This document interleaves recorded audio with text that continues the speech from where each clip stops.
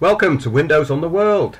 I'm just about to bring in Mr. Corbyn, who's just arrived at Windows Towers, and before we do that we're going to have a look at some very important information regarding the bigger picture and the global action plan and our talks next week in Glastonbury.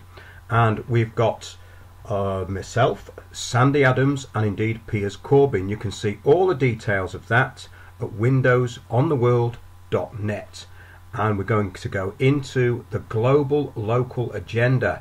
Yes, we've been talking about that for quite some time, and we put out a show earlier on today called the Global Local Agenda Explained, and it featured myself and Sandy Adams, who's one of the speakers, next Saturday in Glastonbury at the King Arthur pub.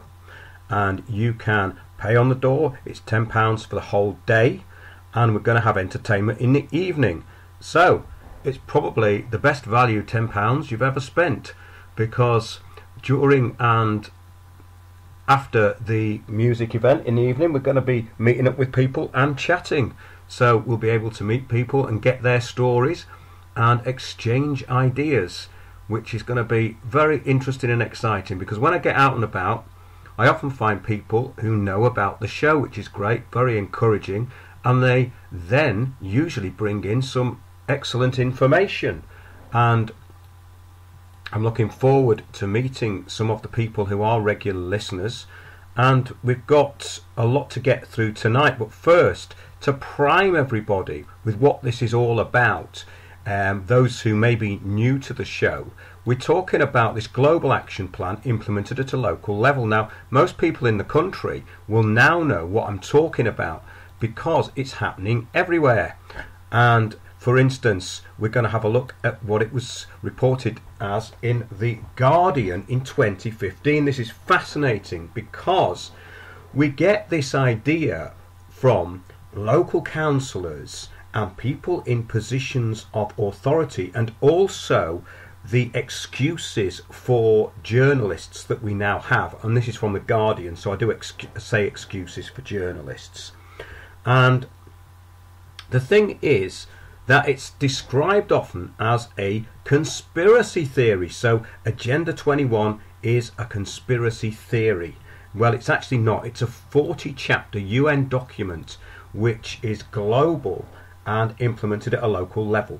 So let's just have a look what The Guardian said about it in 2015. The headline went, Agenda 21, a conspiracy theory, puts sustainability in the crosshairs. Well, there's something wrong with that from the start, because Agenda 21 is not a conspiracy theory, and it says it puts sustainability in the crosshairs.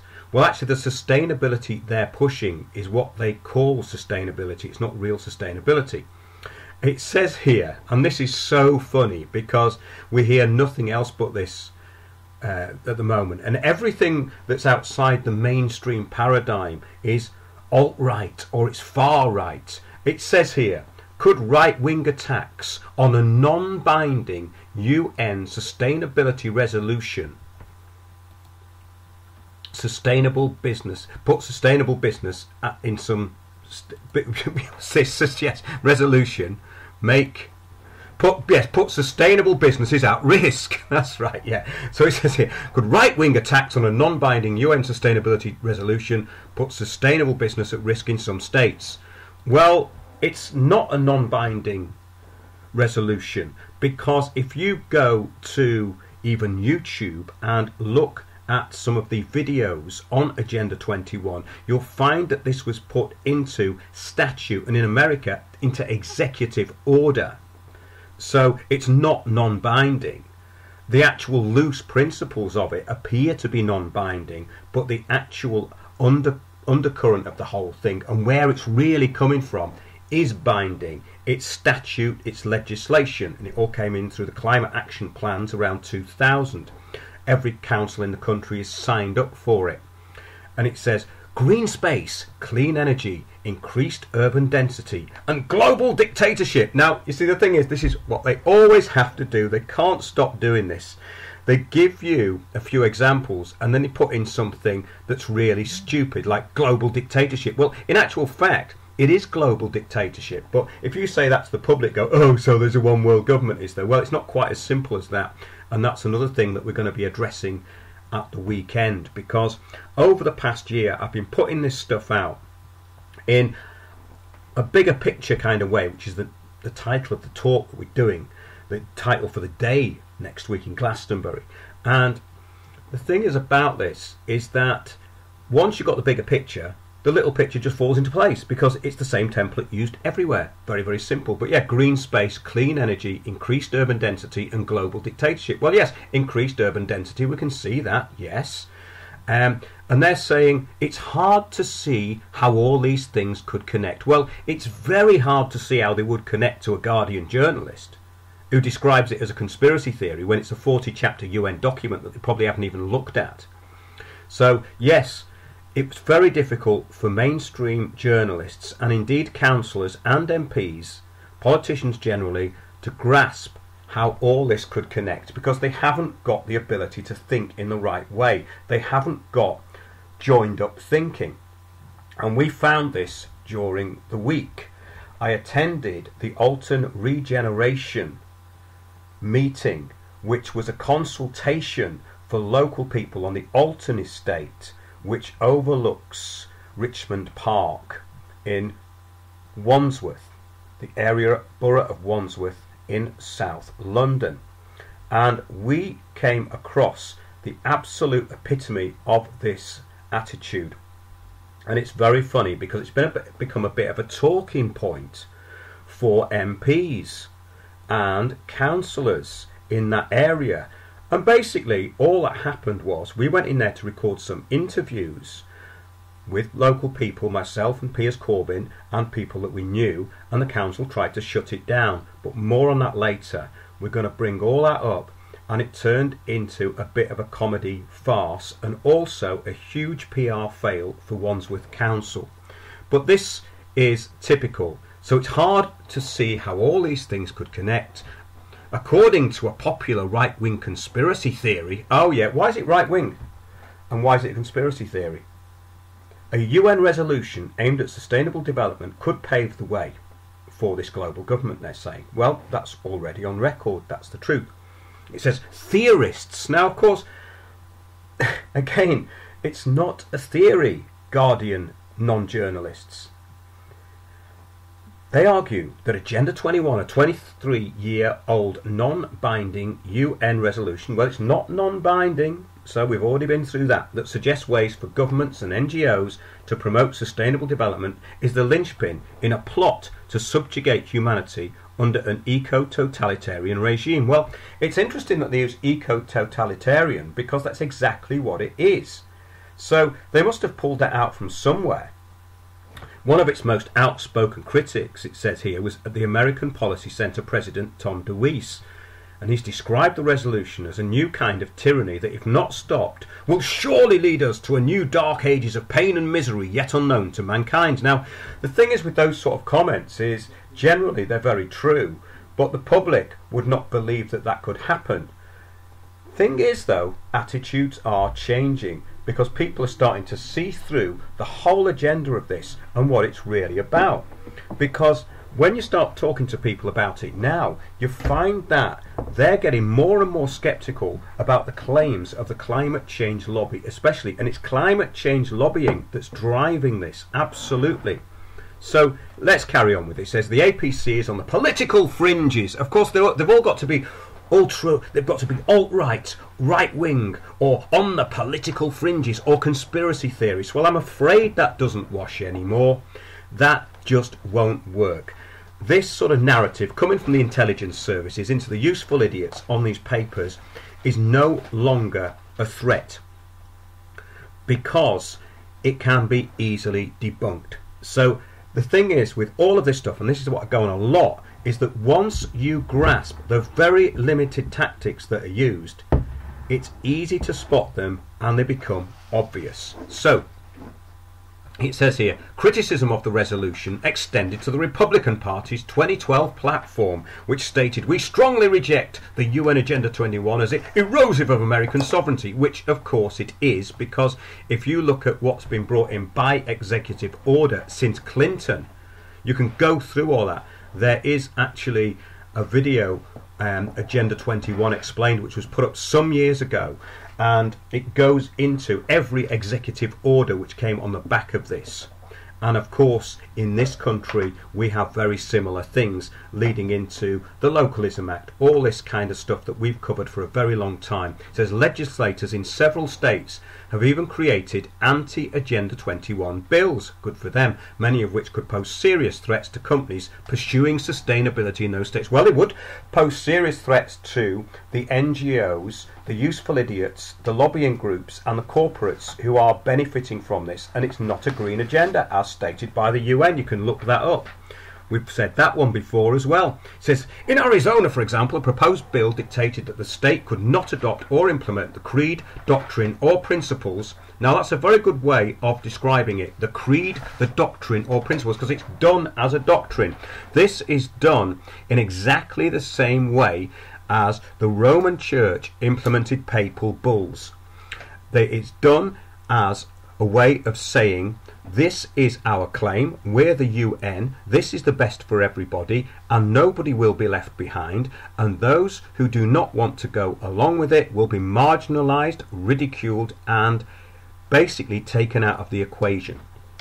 And that's what happens at every level of society, and it's so obvious. Once you've come up against this and looked into it, the techniques are ridiculous. Now, it says, and prohibited from these in Arizona, it said they're prohibited from implementing programs, of expending any sum of money for being a member of or receiving funds from, contracting services from, or giving financial or other forms of aid to a host of organisations with sustainability agendas, including the President's Council on Sustainable Development.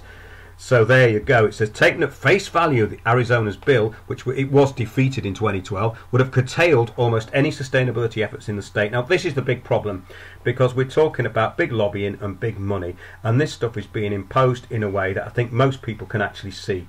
The problem is that they're not given the demographic to see what is going on. So if you haven't got the coordinates, you don't know where you are. And that's what our talk is about. Next Saturday in Glastonbury at the King Arthur. We start at 12 AM. We're going to go all through the day, and there's going to be entertainment in the evening. So look at that show we put up earlier today, the Global Local Agenda Explained.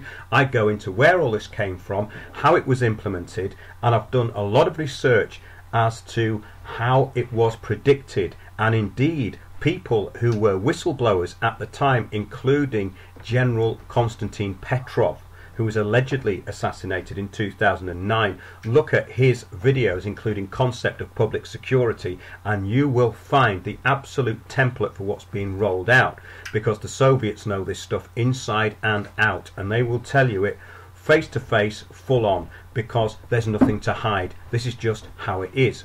So this is all about the sustainability, and Phoenix Mayor Greg Stanton feared the bill would send the message that Phoenix doesn't believe in a sustainable economic future. Now this is really funny, because several years ago I met some kind of public school boy dropout with dreadlocks, and he was hanging round with somebody that we knew who was rather gullible but very well meaning, and we went to this kind of setup that was promoting sustainable development in Epping in Essex, just in this small place called Epping.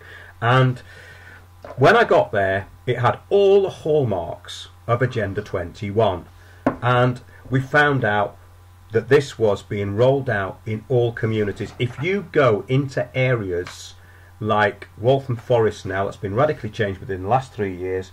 I won't go on too much about it, because we talk about that area a lot, because I lived there for a very long time, and I can see it's been socially re-engineered within 3 years. Quite a feat, really.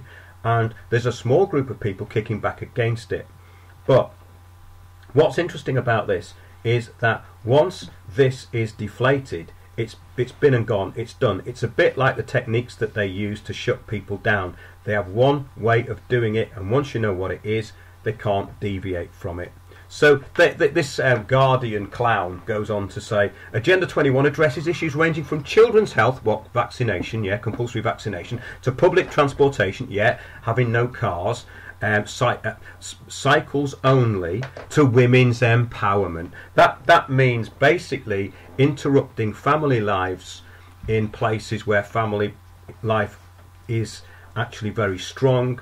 In Nepal, for instance, when I was over there just after the earthquake that happens, the UN were running around like ants, getting into people's villages and empowering the women. Why would they be doing a thing like that? Because in actual fact, in that country, women are fairly empowered. In fact, they seem to run most things to do with the family. It's not a particularly chauvinistic place when you get down to the basic facts. So the UN come in with their velvet iron fist, and then they start, well, bringing their own agenda, which starts off with words like empowerment. Empowerment under this agenda means disempowerment. It means no power whatsoever. It means centralisation of all power at a local level. And it says, goes on, yes, it has been severely curtailed under the sweeping wording of Arizona's bill. Oh, what a shame. Now, here we go. This is from Agenda 21. This is from the document. Now, if this clown from The Guardian had read this, they would know that it's not a conspiracy theory, and the way it's brought in is at a local level. The most important aspect of this is it's a global agenda implemented at local level. Chapter 21, this is from Agenda 21, it spreads its tentacles from governments to federal and local authorities right down to community groups. Now that's so important because it's all done through fake community groups. Chapter 28 of Agenda 21 specifically calls for each community to formulate its own local agenda. Each local authority shall enter into dialogue with its citizens, local organisations which they create, and private enterprises which they create to formulate local Agenda 21 through consultation, fake consultation, read Delphi technique, and facilitators. That's what consultation means in Agenda 21. And consensus building. Consensus means that everyone appears to agree but nobody actually does. Local authorities would learn from citizens and from local civic, community, business and industrial organisations. These are what's known as the stakeholders. The stakeholders are identified. They are used to promote and propagate this agenda. It's very, very simple, works a treat every time because most people have got their eye off the ball. It's called misdirection. All as you have to do is say, oi, and you look as though you're kicking the ball to the right, and then you do a quick one and kick it to your striker on the left. That's all they're doing. Misdirection, oldest trick in the book. Okay, so it says, yeah, from citizens, yeah, this is like Citizens UK, communityorganisers.org.uk, locality, unlimited are in every country in the world. They run out of Whitecross Street and they're just down the road from the Tavistock Institute. Oh, conspiracy theory! No, the Tavistock Institute in the same building as the Social and Economic Research Council, and also, of course, the British Psychological Association, who invented the term the post-truth world. Well, actually, I'm going to say I invented it because they put out a paper talking about going beyond the post-truth world, and I'm saying, no, we're not beyond the post-truth world, we're in it. And they were saying psychology could be the key to going beyond the post-truth world. Well, psychology is a big, big part of this, and we've talked about this a lot. Let's go on to the local agenda, where I confronted Councillor Clyde Lokes. It was in our show, which was all about the public consultation, which the council did not actually attend, and it resulted in the halting of some project that was going on in Waltham Forest. And I've no idea whether it was our show, but the lady who was running that consultation and helping the people there, including Gordon Peters, who stalled the Haringey development vehicle, which has exposed a lot of what's going on. Well, I think that some of these people are getting a bit scared, and we're going to find that out in a short while. It's quite amusing. We've got some news on that. Piers Corbyn's just arrived and he's making notes here. But let's just read what Councillor Clyde Lokes said in preparation for the show tonight. Because when I sent him the show, which was actually featuring people who were housing officers and really serious journalists, We're not talking about the Guardian here. We're talking about serious journalists who have background in this and background in social housing and all the rest of it. He said to me, "Thank you for your email and for taking time to contact me. However, as I don't subscribe to the hugely discredited and laughable conspiracy theories that suggest there is an Agenda 21 takeover of the world, I'm afraid I find it of no value whatsoever." Now, he again made an absolute fool of himself, and I say again because we've had more people making absolute fools of themselves this week.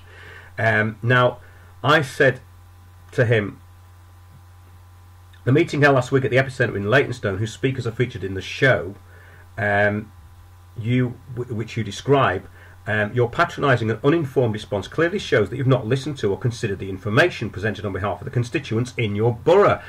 Which part of the factual information in the show is a conspiracy theory? There was no conspiracy theories in that show. It was called Public Fight Back. Council Dystopia, I think. Public Fight Back, Public Winning Fight Back, that was what it was called. Council Dystopia, Public Winning Fight Back. Have a listen to that because it's got some great input from these people who were there. I said the people featured in the show are council officials. We'll get onto those later. We've got some more of those to talk about, including those who have stopped the corporate takeover in Haringey, and by dismissing the content you're openly acting against the public interest. Well, he's always acted against the public interest because the public don't have a consultation. When he implemented his no car scheme in Waltham Forest with no consultation and closed all the roads off, even to emergency vehicles, people carried a coffin past him and said, "You've killed our village," at which point he turned round and started talking to an 8-year-old child to divert attention away. Now, the truth about Claire Coburn is conveniently a conspiracy theory. Now, she is the CEO of the Haringey Council, who is now going to have a job with Pinnacle, the property developers, and she is going to resign because, of course, she was targeted because she was being disempowered. Well, not really, no. If you look at the story of that, that's an interesting one. For those with their noses in the corporate trough, which is him I'm referring to here, the facts about her resignation are clearly presented in this show by those who stopped the HDV, including Gordon Peters. The show is actually about what is happening in the borough, of which you are a big part and getting very well paid for. I had this conspiracy theory nonsense from lobbyists in Waltham Forest. They now know that this is the policy of local authorities and a national and global issue.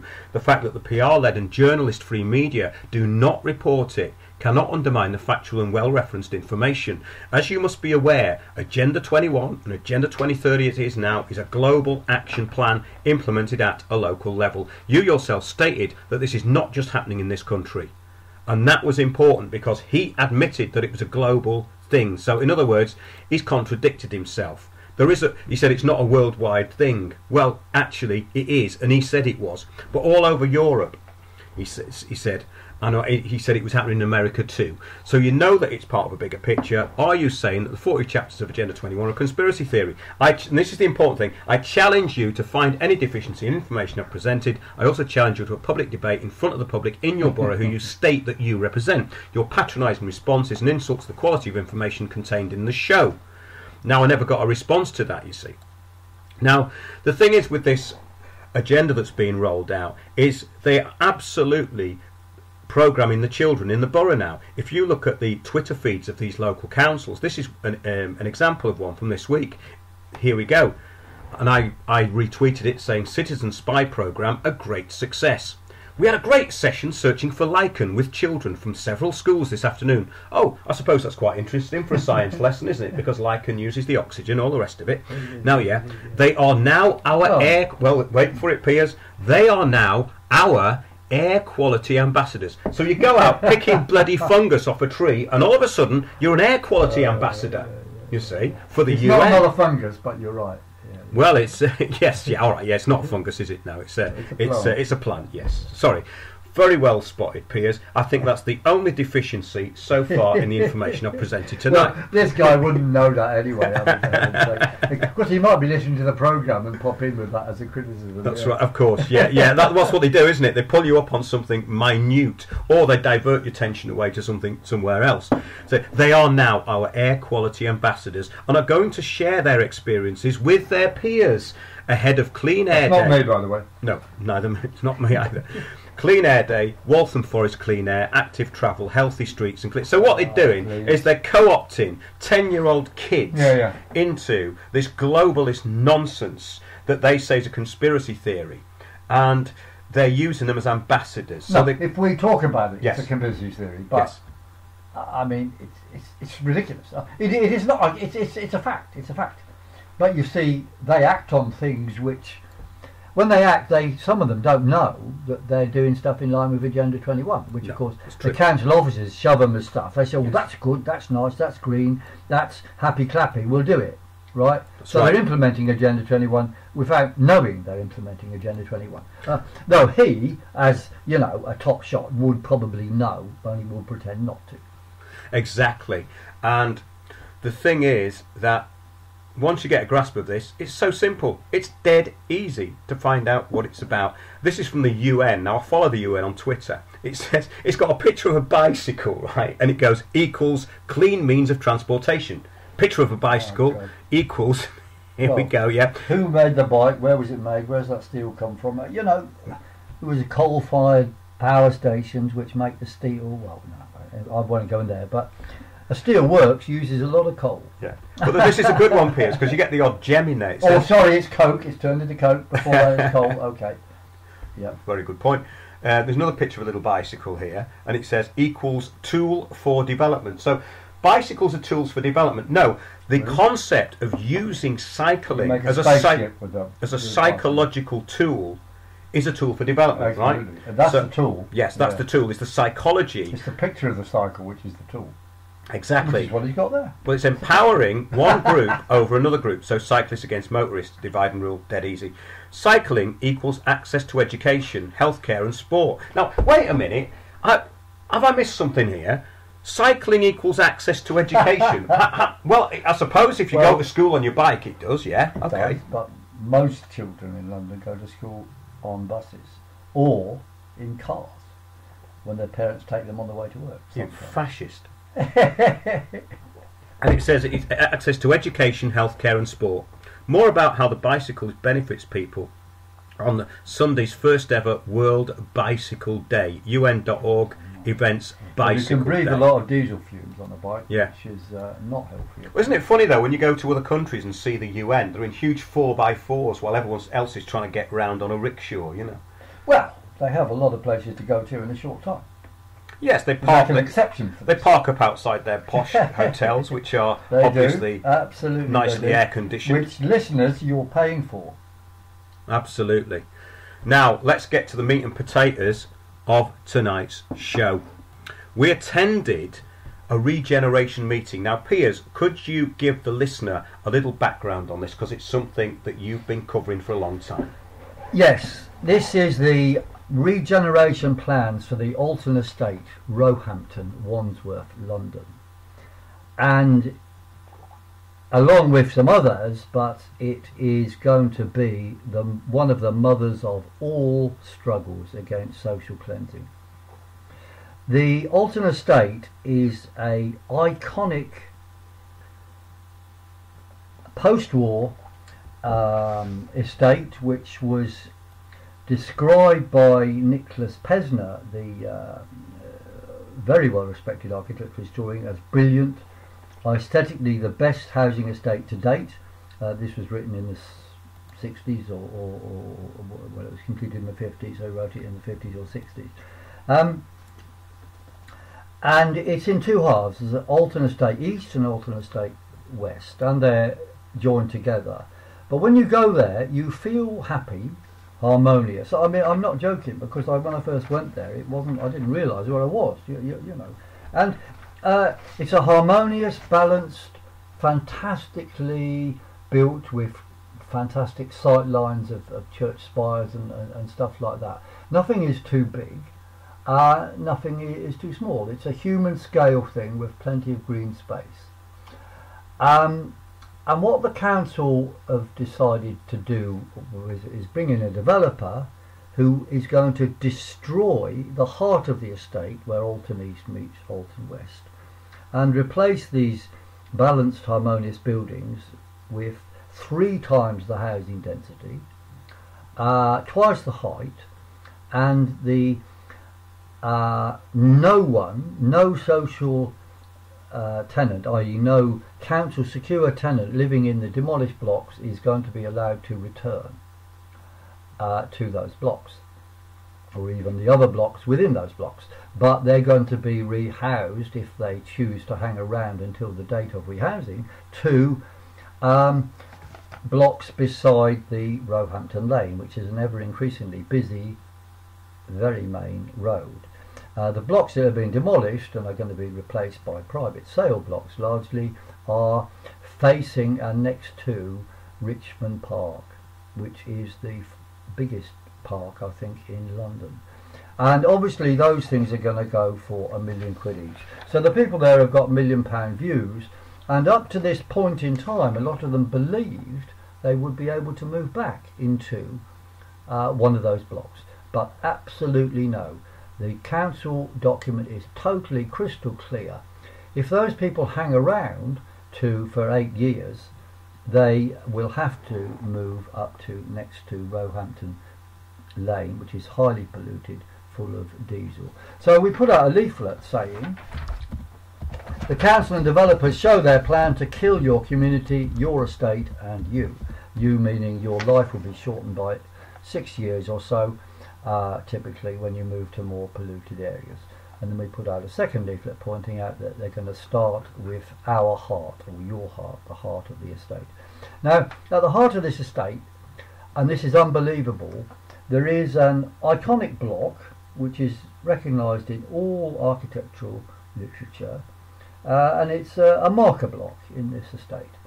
Now, some year or so ago, the council moved to demolish this block, saying it wasn't needed, and destroy the library underneath it. Historic England failed to defend this block, i.e. keep it as a listed building, although some part of the estate is listed. I smell corruption here, but the important thing to know now is what the council wants to do is destroy the centre of the estate in a 8-year-long demolition and new build programme. And it points out in a well-known art and architecture magazine called Apollo that this basically spells the end of the estate. The joining up of the two halves will be ended. The harmony between the two halves will be ended by these monstrous double height buildings and treble housing density in the middle. And aesthetically, what they're putting into a harmonious, balanced, known as brutalist, but actually it looks really good, set of buildings, is they're plonking in what I would call the steel framed office blocks, but you know, sticking flats in them.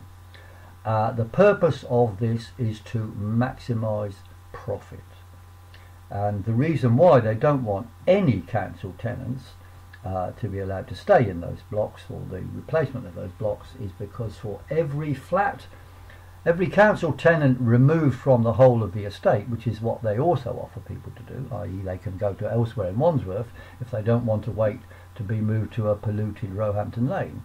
That way they're getting them all off the estate, they hope, and for every council tenant removed, the extra profits for the developer will be between £0.5 and £1 million.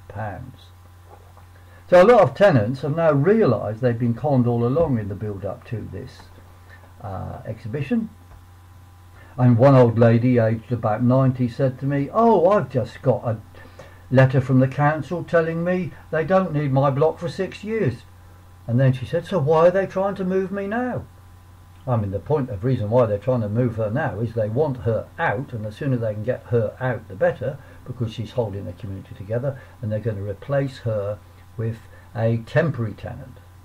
temporary tenants can be shoved out by the council at a few weeks' notice, and they will be moved to the lowest standard possible properties elsewhere, or they might be the highest standard, but they'll be lower than what they've got in the Alton estate. They'll be moved out to other places in Wandsworth. So, see, the plan is essentially two things. One, it's a word salad of happy, clappy improvements to the area. A word salad of play space, wide range of things for children. Of vibrant community. Oh, vibrant, absolutely. I've got it here. Creation, attractive, multi-purpose, improved play areas, pedestrian, cycling. Yes, of course. Vibrant. All those things are in there. But anything like that where they're doing improvements, you notice one is it's replacing something they destroyed deliberately a year or so ago, and especially in the case of play space. And two, they may be improvements, but they could be done anyway. So the destruction, the second part of the plan is this destruction of the heart of the area and the housing they're in, is a completely separate thing from the improvements. But they're lumped together in order to trick and coerce people into accepting it. Now, the reaction to this, I'm happy to say, is of all the people I met at the exhibitions, none of the residents were happy with what was going on.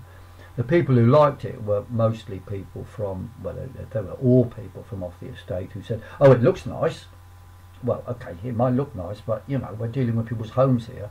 Or one guy said the estate was disgusting. No, he didn't elaborate why, because I said, well, architectural opinion is against you there. And then he got upset. So I don't know what the agendas are of those sort of people who come along, but the council will do its best to mobilise them. He might have been a friend of a councillor, I don't know.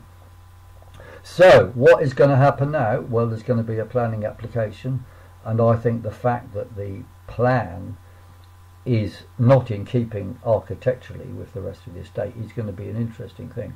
But I have to say that although in both the political parties there are both views happening, that the majority view of the councillors is totally Philistine, totally destruction. They don't understand the historical nature of the estate, the value, the community, or anything. I mean, they're the sort of people, I think, that if they were given the crown jewels to look after, they'd melt them down. If they were given an illuminated original Bible written by Bede or something, they'd probably rip out the centre pages and put some small print in there instead and say that's a better story. You understand? They've got no concept of community, aesthetics, or anything. These are the people running the show in Wandsworth. Now, within both parties, it's clear there are councillors who want to defend the estate.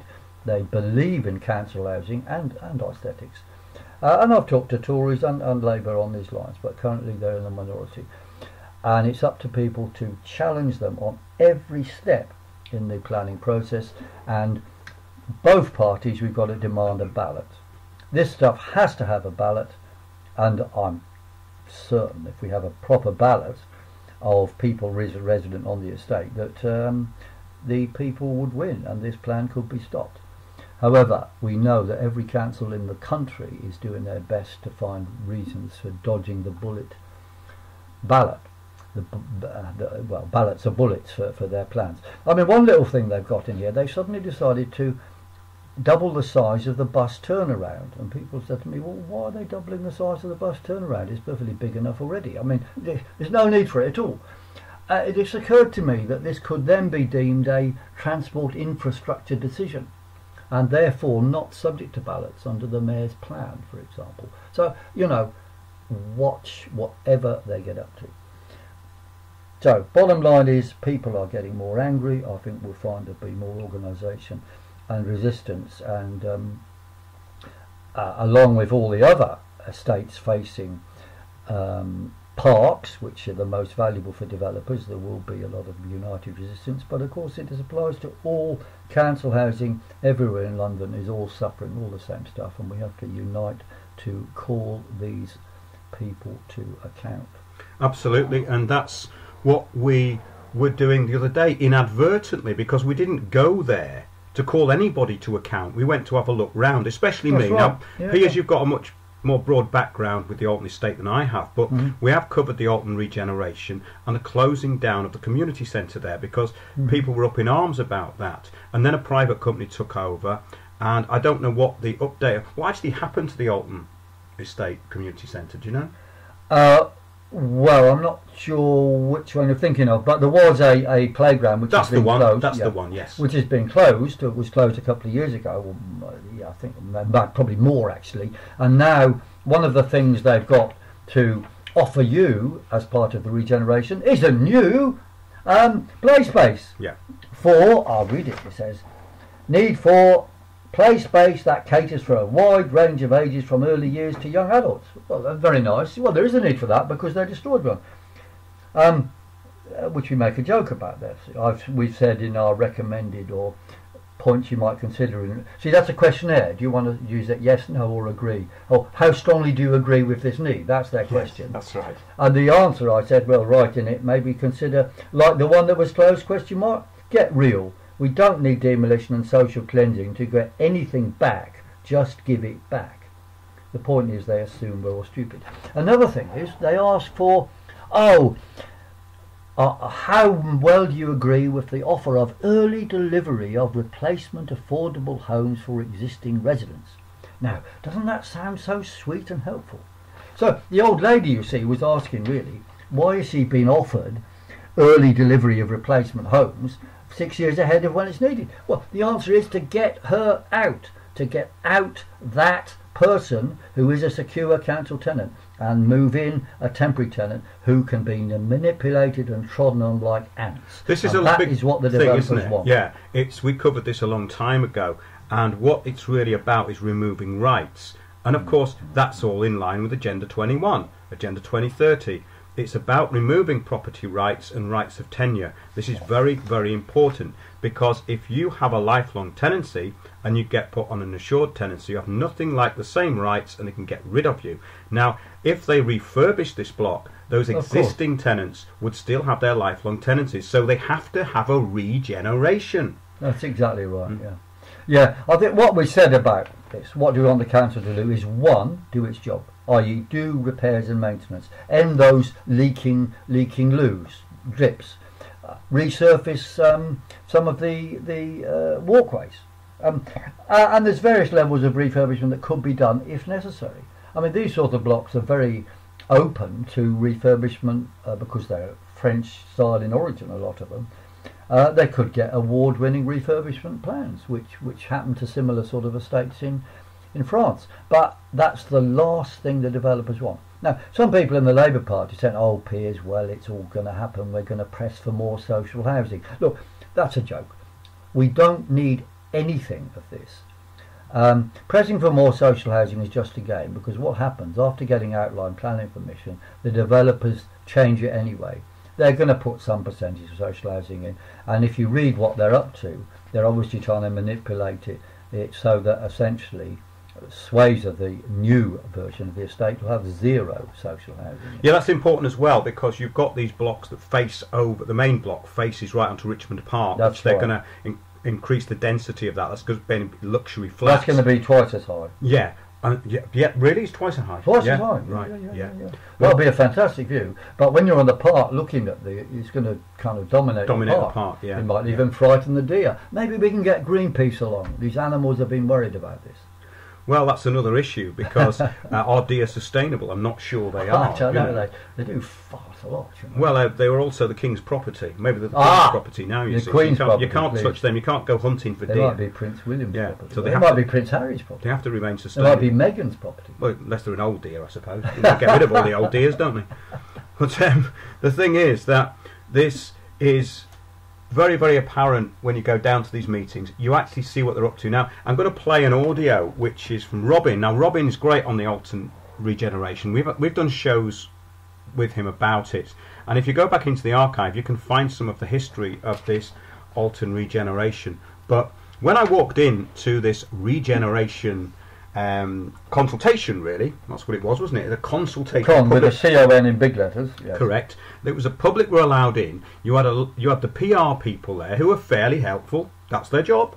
They were there to sell it, and but everyone who came in was monitored by often 2 people following them around. Well, let's to get make to sure that. they didn't get Let's the wrong get to idea. that, because that's really important. And so when I walked in, Robin was talking to the PR lady. Yeah. And Robin's a very long-standing activist. Absolutely. That knows everything about the area. Yes, and he was making great points, and she was coming back with what she was meant to do. She was fine about being recorded. I put the recorder up, and she was yeah, fine. She indicated to me that that was fine. Robin was making some really good points, and I said, "You don't mind me recording afterwards?" She said, "Of course not. That's why I'm here. That's my job.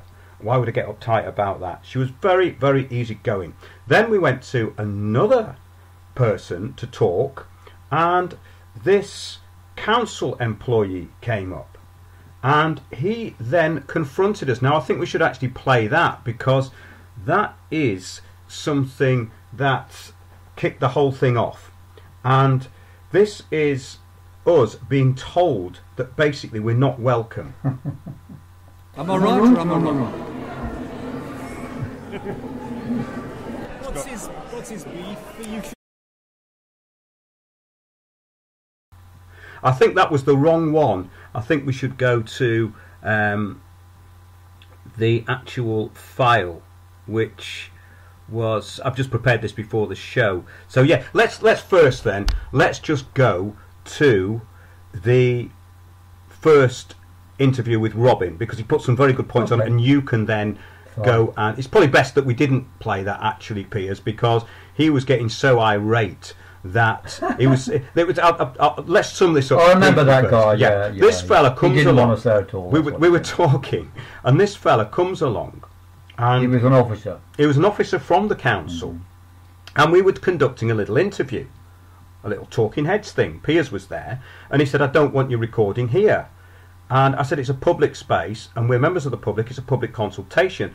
And basically, he came up and he said, "I don't want to be recorded." So he interrupted our interview, saying that he didn't want to be recorded, and we weren't recording As it. the councillor did later on. Yeah. Yes, as another one did later on. So we had 2 of them doing the same thing. And then we had this other councillor who came up, and she had been party to me talking about the bigger picture behind the agenda. But we'll get onto that a bit later, because that's where the whole thing became rather comedic. Let's first hear from Robin. There's one strong strand of opinion that says people are not responding because they think Wandsworth Borough Council will do whatever it wants, and it might or might not hold a consultation. And I don't know how true that is, but I did find on the streets in 2015, when some of us were canvassing down Danebury Avenue, that some people indeed did give that response. They said, well, the council will do what it wants. And I just wondered what you thought about it, especially given the fact that, according to somebody who used to be a senior officer in the council, if you want a controlled parking zone in your area in Wandsworth, the council requires a response rate of at least 25% of the area in question. Yet we're getting a response rate on the regeneration in single percentage figures. And the regeneration is a far more thoroughgoing demolition and rebuilding than just sticking up some controlled parking zone signs. And to me that seems to be a fundamental hole in local democracy, that the council expects at least a quarter of residents affected by a parking zone to respond to their consultation, and if they don't, they drop it. And I know that is the case too, because about 10-12 years ago there was a local consultation on the Alton estate asking about controlled parking zones. I know because I was leafleted and asked to respond on it along with all my neighbours. The scheme, I think, got around again a 7% response rate, and it was dropped simply because the council thought, well, that 7%, even assuming that all of the 7% were in favour of a controlled parking zone, it's just not enough to make a change on that scale. But yet we see a much smaller mandate for the regeneration, and it's going ahead anyway. And to me that is a massive problem, and it points to, as I say, a huge hole in local democracy, which I understand because you work for Redrow. That's not a priori your concern, because you've come along relatively lately in the whole process, but it is a huge problem. I'm here to support Redrow and Wandsworth Council with the consultation and to try and encourage as many people as possible to participate at this stage. We're getting to the point now where we're putting some real detail to the plans, yes. And a planning application will be submitted this year, and we can't say yet it's going ahead. It's obviously got to go through the planning process, and there is more consultation to come. It will be very interesting to see how many people participate in this stage of consultation, because I think people do realise that we're now reaching the point where the planning application is about to go in. And we're hoping that they will re-engage and come and look at the detailed plans that we've got to show people. I can't speak for those who don't participate. I can't give you a reason why they don't participate, but all we can do is continue to encourage and give people a number of different methods of engaging with us and feeding back to us. We're going out onto the estate, as well as we're not just available here in the parish hall, we're also doing pop-up displays over the next couple of weeks. So I'm hoping that we will meet a lot more people and keep increasing the feedback we've gathered. Yeah. Good. Well, that's good to hear. Yes, and I know that Claire Gilbert, the newest Labour councillor for the area, she's even gone round herself sticking up signs. Yeah. I met her in the library earlier. We're putting a ballot box in the library on Saturday for people to return the feedback forms. Okay. We wanted to have this because this is our sort of launch event, if you like. This is the opening of this consultation. So the new information isn't yet in the library, but it will be there on Saturday. Yes. So. Well, that was quite interesting, because that lady was doing her PR job. She wasn't hostile, but she was giving a controlled narrative, which is her job. That's fair enough. But the other people there, the councillors who got uptight with us, it escalated into something really bordering on comedic.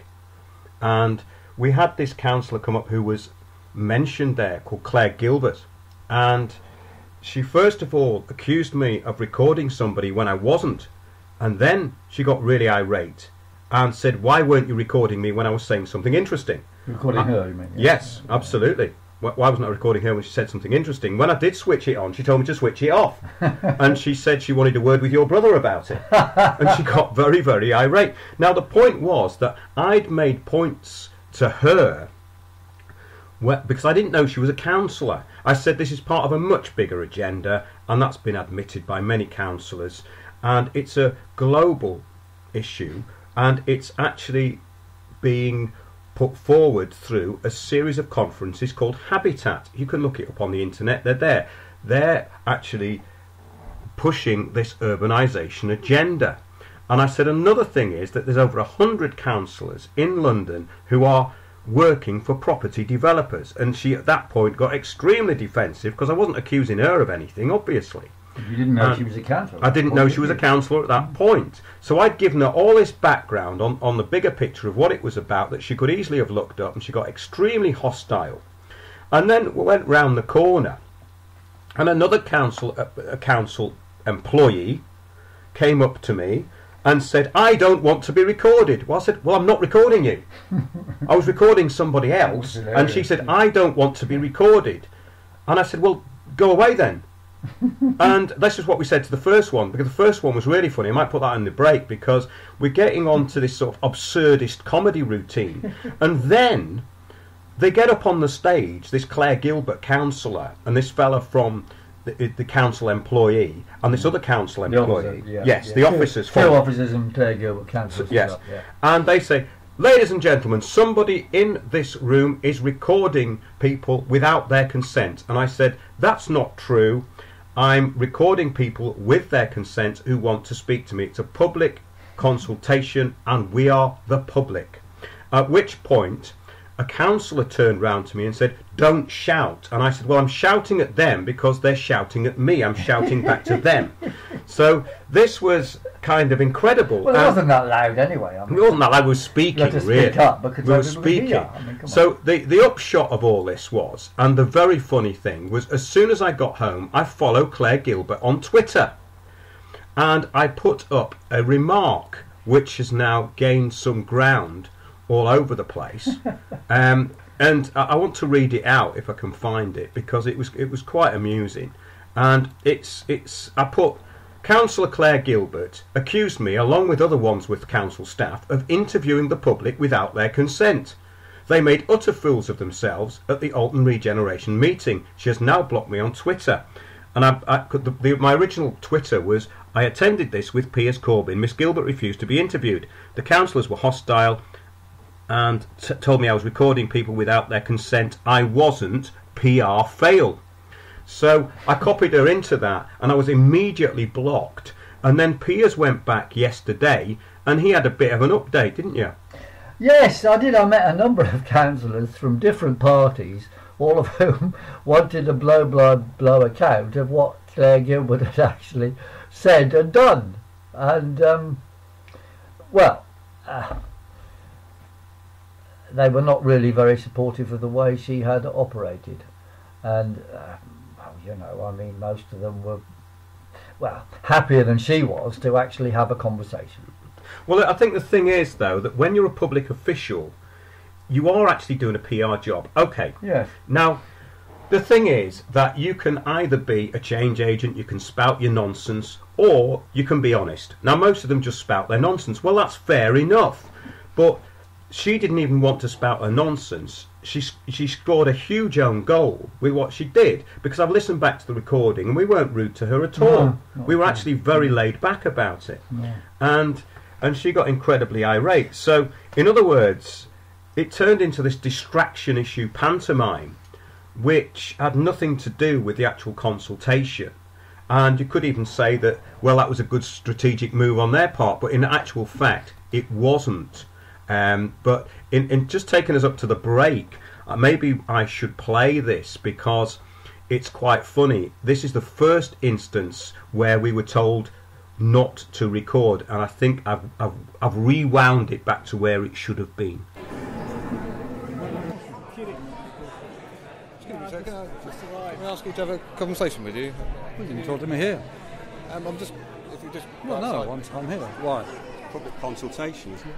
It is a consultation, but it's not for recording, really. Why not? Because it's actually a conversation with residents who live here. Well, I don't mind you. Can you stop recording, please? Why? I'm just asking you. So you're from a PR company? Well, I think it's actually. I would like him to record the conversation. Well, I would if like. You don't want to. Well, in that case, you have to find someone else to speak to me. Say again? I'm looking who you are. That's all. I know. I'll come and talk to you. So you're Colin Boxall. You're from Wandsworth Council. I'm going to write you down.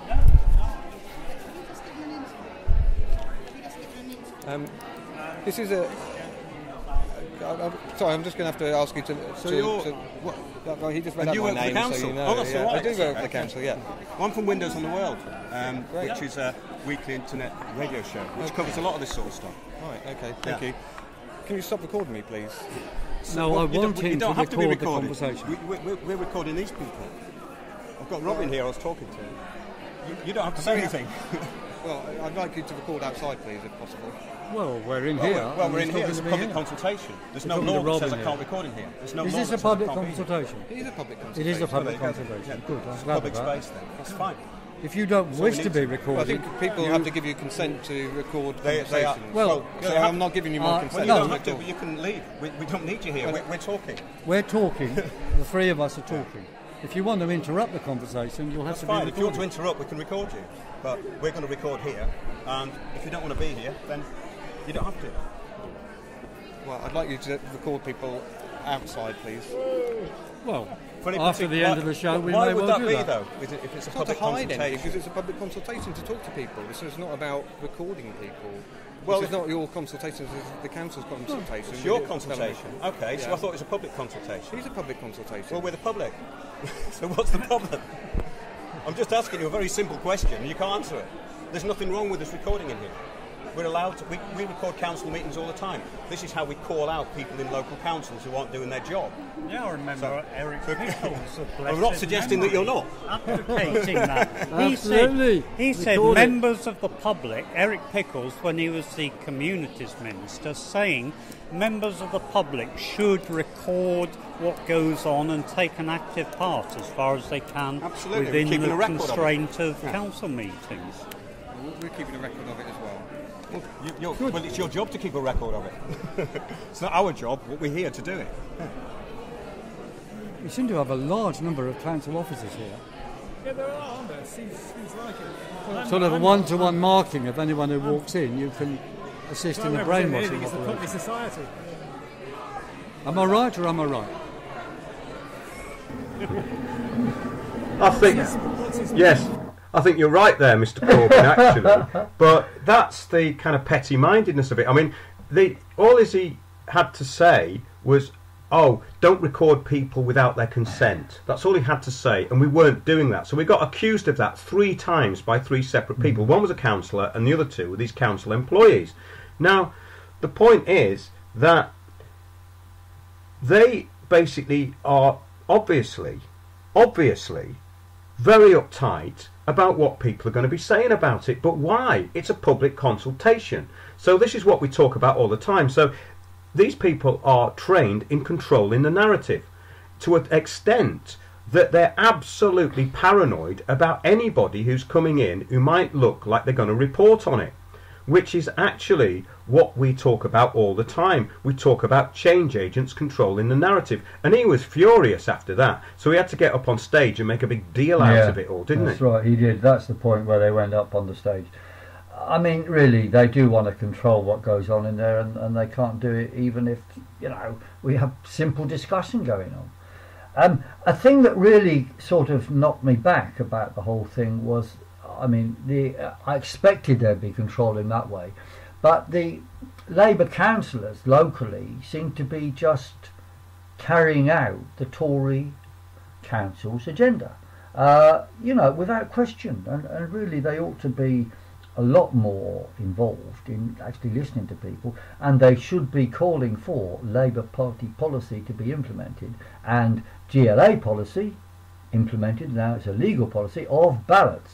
There's got to be a ballot on this estate, and if there's not, there'll be ongoing total opposition. I'm sure if there's a ballot, the authorities will lose, but at least they'll have a chance. As it is, they're trying to impose on a gigantic social cleansing scheme, completely undemocratically. And of course they'll say it's only for party of the state. That is true, it is only for party of the state. But as it's clear from that Apollo magazine, that this is destroying the heart of the estate. And if they get ahead with that, they will change their plans later and move to the whole estate, as they've done on every regeneration scheme in London, or especially those next to parks. Yes, this has happened all over the place, and well, you've been an expert in it for a long time. When we started covering this a couple of years ago, I was aware of the bigger picture, so it easily slotted into place. We're going to have a short break now, and we're going to play a little plug for next week's talks.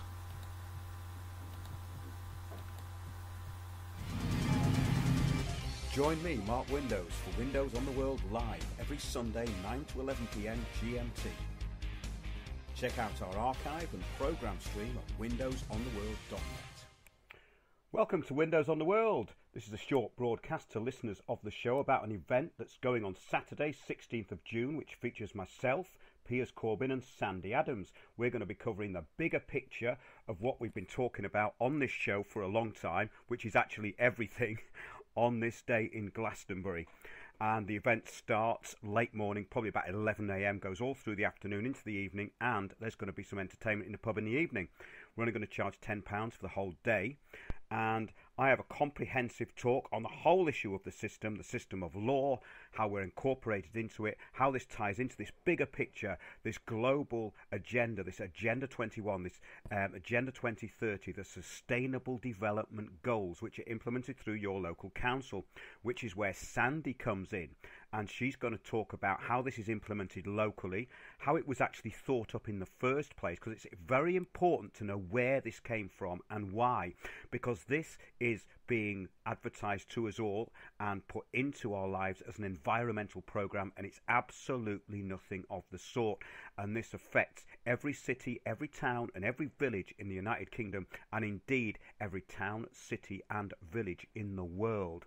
This is a global action plan we're going to be talking about, and it covers just about everything. So as I say, Sandy will be talking about Agenda 21. I'll be talking about what's behind that, the bigger picture, how it's implemented, and also how it goes into the community. This is very, very important. We talk about this all the time, and we're constantly fighting these people in the council who are acting beyond their authority. See our shows on that when we got the council website Grindbusters taken down, because they're basically naming and shaming the public on hearsay from, yes, NSL traffic wardens who are now being used as litter police. So this is what I call a Stasi program, and we have had, in effect, we had all that taken down, and we've had this as an ongoing feature with our shows. We do actually get involved and things do happen. So Piers Corbyn's going to be talking as well about the climate change agenda, how that is being implemented, and why CO2 is being used as a big vehicle to clamp down on our rights, to restrict movement, to restrict transport, and to basically tax and enslave us on the back of something which, as we're going to reveal, is a monumental lie. And we're going to go into the science of that. Piers is going to be talking about that. So do join us for a great day, and contact windowsontheworld.net for more information. The ticket prices, as I say, will be very reasonable, about £10 for the day, and there will be entertainment in the evening. So contact us through windowsontheworld.net. Join us every Sunday 9 to 11 p.m. at windowsontheworld.net. Get in the chat box, tell us what's happening in your local area, and we hope to see you on the 16th of June.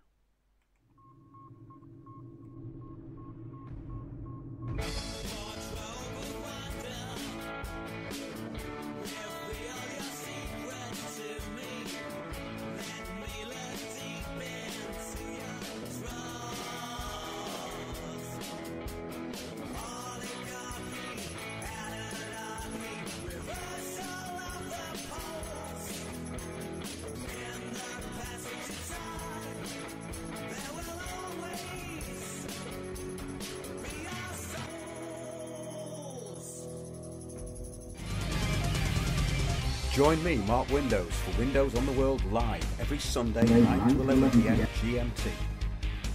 Check out our archive and programme stream at windowsontheworld.net.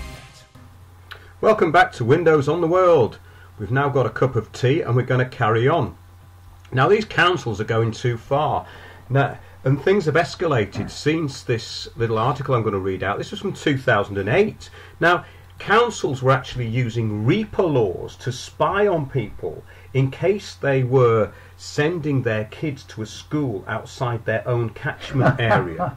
The family were angry after Poole Borough Council in Dorset revealed it had followed them and watched them at home, to check whether they lived in the correct area for one of their 3 children, a 3-year-old girl, to be accepted at a local school.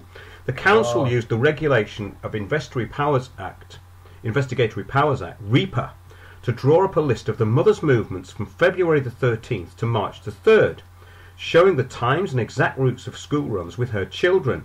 She told the Bournemouth Echo that the records shown to her by a school admissions manager included detailed notes such as female and 3 children enter target vehicle and drive off, and curtains open.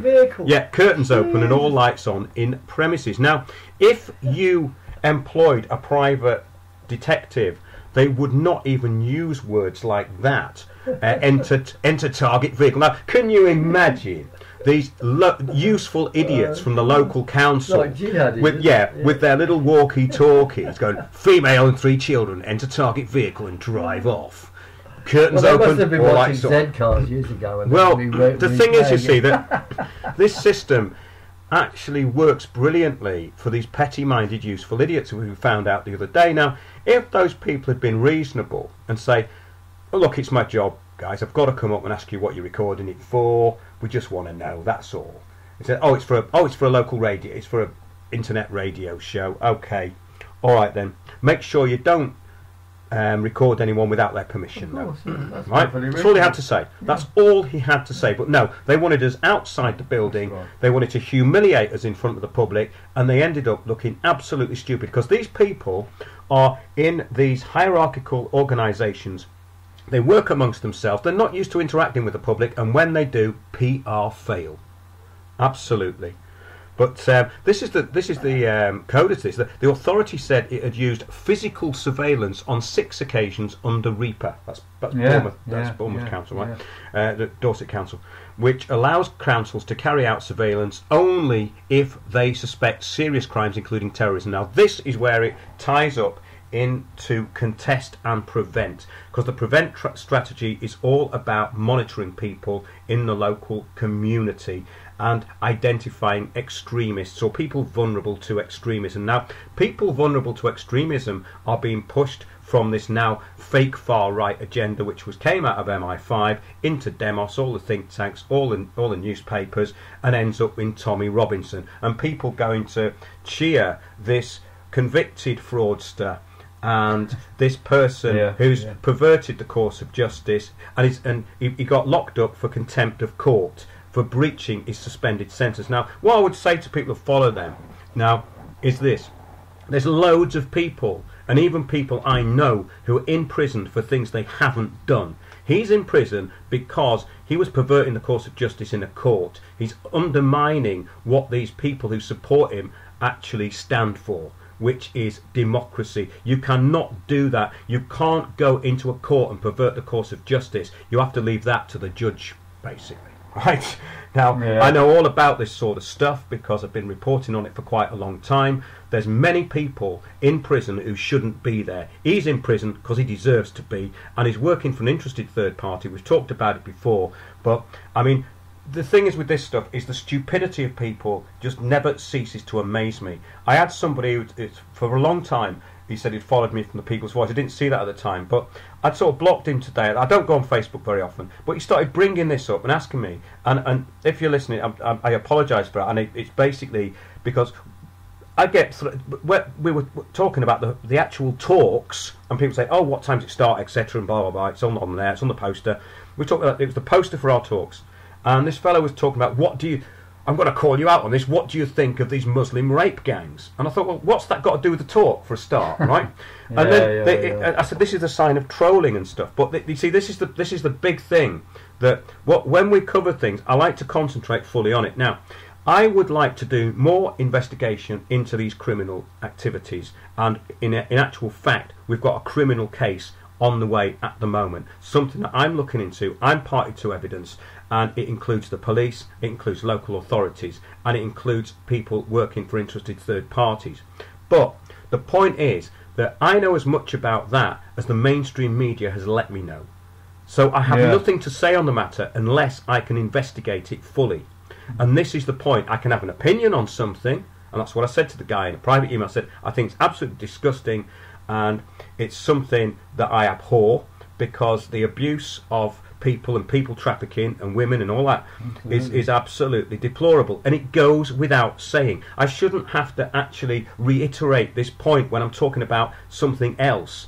And this is what the big problem I find with social media is that you start, like, this is why I don't use Facebook. It's merely a surveillance tool anyway, and everyone's in their own echo chamber talking to themselves. This is exactly what Demos said it was going to be, which it is. It's an echo chamber for people with a similar opinion, and the only people who come in from the outside are people who want to sort of disrupt it. And I don't see the point of it, because basically it's a waste of time. So I like to concentrate on the issues that I know something about. If I don't know something about an issue, I can have an opinion on it. That's very, very different from knowing something about it. And the big problem with all of this stuff is people putting their opinions about things. Let's stick to the facts, and that's how you can have an effect. I've only ever had any effect with local authorities, the police, or any of these things if I've stuck to the facts. Opinions mean nothing. Everyone's got an opinion, doesn't mean anything.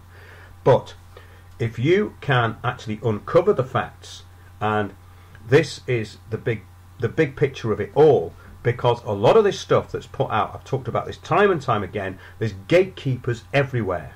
And basically, there's people put into this so-called truth movement, which I don't consider myself to be part of anymore. I consider myself to be a journalist who does independent work, and I rely on nobody for my information. I rely on myself for my information. If anything goes wrong, and if I make a mistake, I will put my hands up and say, sorry, I got that wrong. So that's the thing. I won't give my opinion on something I don't know about. And this is really how you get things like this, these people following these constructed fake puppet actors, and because they haven't examined the facts and they've not isolated the issue. The isolation of the issue is the most important thing. You can't put the Tommy Robinson thing together with the rape gangs because they're two separate issues. He's used that issue as a platforming tool. The actual facts of the matter are he is the one who was attempting to pervert the course of justice in their trial. I'm not saying anything either way about them, because they've been convicted now, I believe, right? Now the point is that if I'd have gone into that court as a journalist and said, these load of pedos are on trial, what do you think about it? Don't you think they should be put away for a long time? Or so? You cannot say that in a live trial. That is absolutely illegal. And, yeah, that's true. And that's the point. You can't do that, yeah, no. And that's just something I had to get off my chest, because I get really fed up with distraction issues. Contempt of court, you see, to yes, express an absolutely. opinion and what is on. Absolutely. Yeah, so we've got to get back to what we were talking about, and maybe I should give you Robin's talk on the architect situation, because that was quite good, and then you could come in and make a comment on that, Piers. Here it comes. This is Robin talking about the consultation. So I was speaking with Red Rose PR company, with one of their people, communications potential, and I was asking about the height of the projected new buildings along Danebury Avenue. We'd always understood that they were to be no more than 4 stories high, and that any buildings in excess of 4 stories high, there would have to be a very good case made out for that extra height. So he said to me, in all seriousness, who then is the gentleman over there, who is the architect for Danebury Avenue? And I said, but surely that doesn't make sense. He's an architect. He's working to a commission that he's been given. It's not going to be he who decides the height of the building. That's somebody else entirely. And he said, oh, yes. That's just an example of the deceptiveness of using a PR company. They send you running off like a rabbit to the first hole they suggest, even though it's a blind exit. Because there's no good me asking an architect, why have you designed that building 8 stories high? Because he'll say, Mr. X of Company Y or of the council has asked me to design it. And that, to me, just too deceptive for words. Yeah, do you want to come in there, Piers? Yes. Deceptive, that is the crucial thing about these consultation exercises, especially this one, which I would say is the mother of all deception. I mean, people were led to believe before, no increase in height and so forth, and we'd have rights to stay on the actual patch physically where we are. Now, of course, the council interpret the actual patch as a much wider area within the estate, maybe, but, you know, on the polluted part with new build next to Danebury Avenue, next to Roehampton Lane. So the 4-storey limitation on Danebury Avenue has not been kept to. Now they want to double that height, and they want to put three times the number of flats on there as there are at present.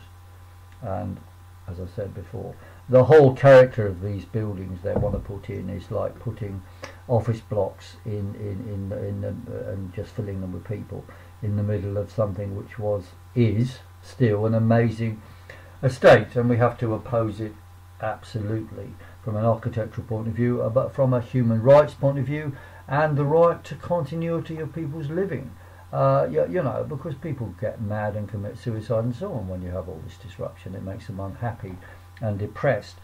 And of course the key thing is it's a reduction of council housing. Now the specific way in which they want to do the regeneration is, well, it couldn't be designed better to be more disruptive.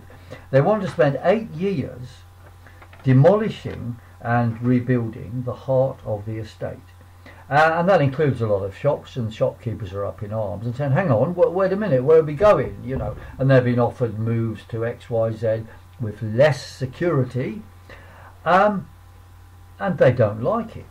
Obviously, none of the people like it. It's like going to the owners of shops in Oxford Circus and saying, oh, we want to demolish this area and rebuild it. Oh, well, you'll be able to move your shops from somewhere to somewhere, and we're going to take 8 years to do it. 8 years. Now imagine an 8-year demolition and rebuild and reorganisation of Oxford Circus. Do you think that Oxford Street even would survive as a main shopping centre in the world if that happened? I think no. It would be the destruction of the area. Now that's what they want to do on the Alton estate. They want to destroy the area in advance by doing that, and then of course later on, just like they've already doubled the height they were talking about, I wouldn't be surprised if they get away with it. In a few years' time they'll treble, quadruple or whatever. Because you look at what's happening in Suffolk as a comparison. Typical blocks around there, the older blocks are 5 stories, and the Aylesbury estate maybe 14 tops, right? What they're building now, or have built on the Elephant and Castle area, is now 40 stories, 40, and what they want to build on the Old Kent Road is 48 stories. 48 stories, right? I mean, that's getting towards half the height of the Empire State Building. That is what they're after. Now look, if these developers get anything approaching a green light on the Alton estate, they'll be wanting to build massive tower blocks overlooking Richmond Park, because every one of those windows facing Richmond Park will be worth £1 million, right? That's what they want. Now, any agreement of outline planning permission is actually not worth a light, because when these guys get going, they change what they've agreed, and we've seen that all over London. They change the percentage of social to other housing down, increase the amount of private, decrease the space of social, and so on and so on and so on. The only way to defend council housing is to keep it as council housing. Never have any demolition, have refurbishment and improvements. With modern technology, anything can be refurbished. Absolutely anything. That's absolutely true, because basically these are just sort of concrete shells, and all they have to do is put a new front on it, you know, or you could, or new kitchens and bathrooms. Well, exactly, those are the fixtures and fittings. Yeah. Stop the taps. So if it was about regeneration, that's what they'd be doing, but it's not. No, it's about killing and money. Yes, and it's about this new community that we have, the vibrant sort of communities. You know the vibrant communities? You know the ones where... Yeah, well, the only vibration is going to be diggers and demolition machines. They vibrate quite a lot. Well, that's what they meant by vibrant. The thing is, you see, that it's the corporatisation agenda, which is really depressing, because this is the sort of stuff we talk about in the respect that anything individual is being kicked out the window and it's all corporate. That's it. And I find these places very, very boring. So if you go to any kind of faceless city. That's what London's going to be. It's already looking like that in most parts. So it's like the individuality and the fun is taken out of it, and it just becomes a corporate drone sort of place. And they try and dress it up by bringing in these sort of initiatives and little community groups, which are all totally controlled. And of course then it turns around and you've got the kids becoming air quality ambassadors after picking up the lichen for the afternoon. Let's go on a nature trail, kids. Oh, you're now air quality ambassadors. Aren't you going to tell your parents not to drive you to school? Are your parents talking about diesel in the evenings? Are they talking about diesel cars in the evening and things like that? Have they got an old vehicle that they're concealing from the Stasi that they may be using as a conveyance? Yeah, I know, it is worrying how they're trying to get to children. But interestingly, of course, diesel vehicles were pushed by the green agenda, because the diesel produces less carbon dioxide per kilowatt hour of energy the engine does, less carbon dioxide than petrol, which is why we have so many diesels. But of course they're also causing people to have shorter lives, and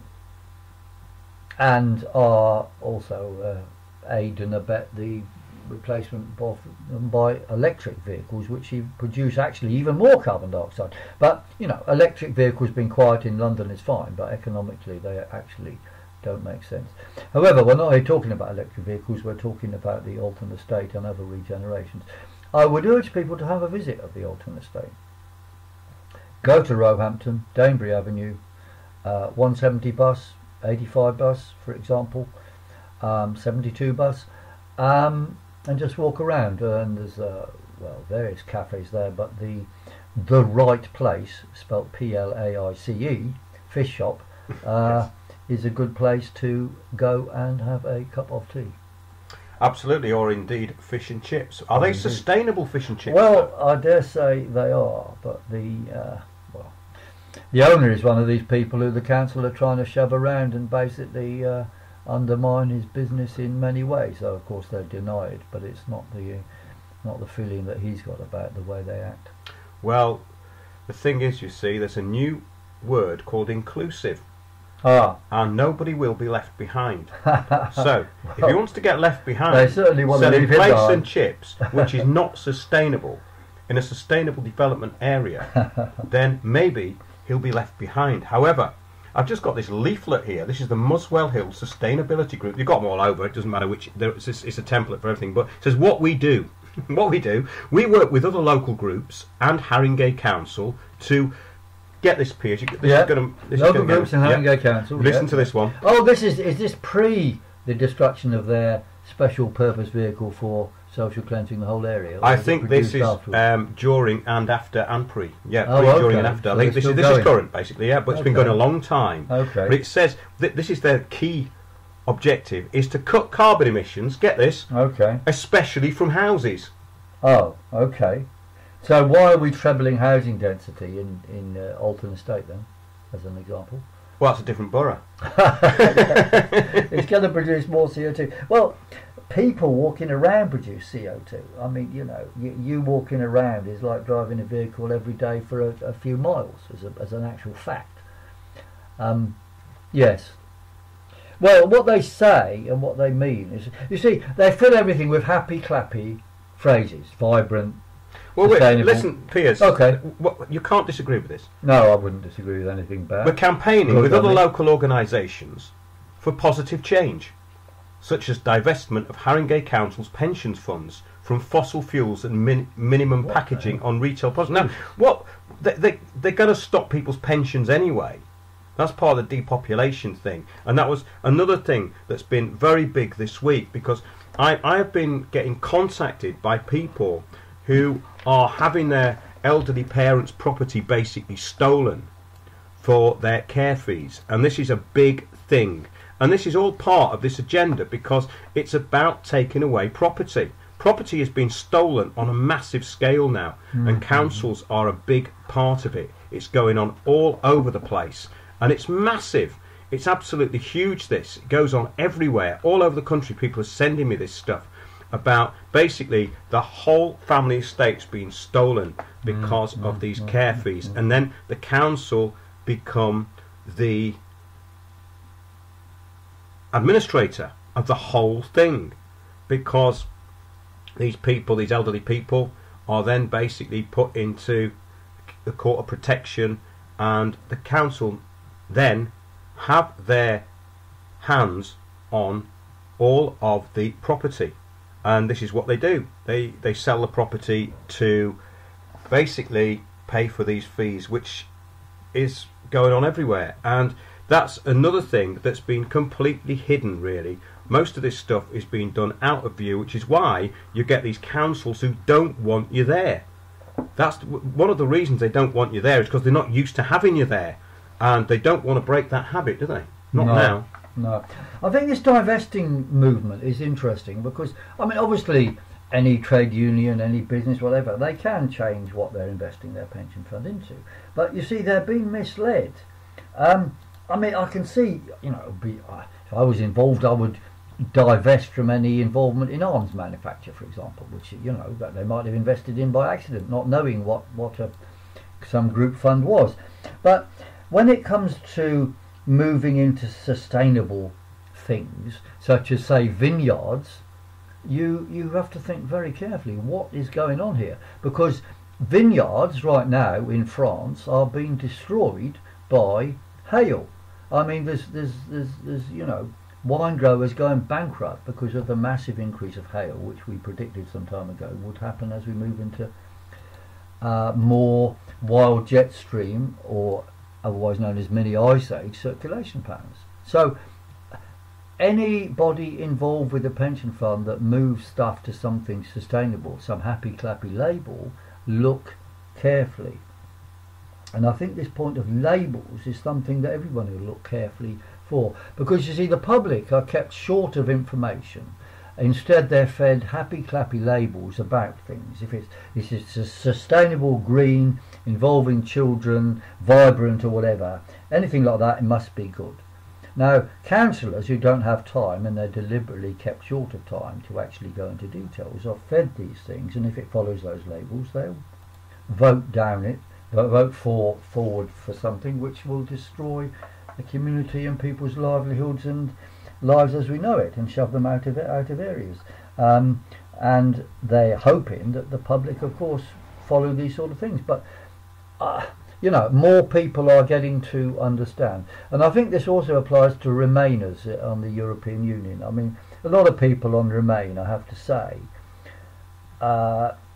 are not well informed about what they're talking about. There are some who are very well informed and have an argument, but most of them, it's a sort of emotional thing, like European Union, that's with other people, and that's holding hands around Europe, and it's nice and so on. But, you know, when you look at what it means about destruction of jobs, using the green agenda to do so, or having the workers in Greece eating grass because the International Monetary Fund and the European Union have made that. So, you know, you realise there's something not entirely right. So if you are ever given a good label to follow, then I suggest look carefully at what is underneath that label.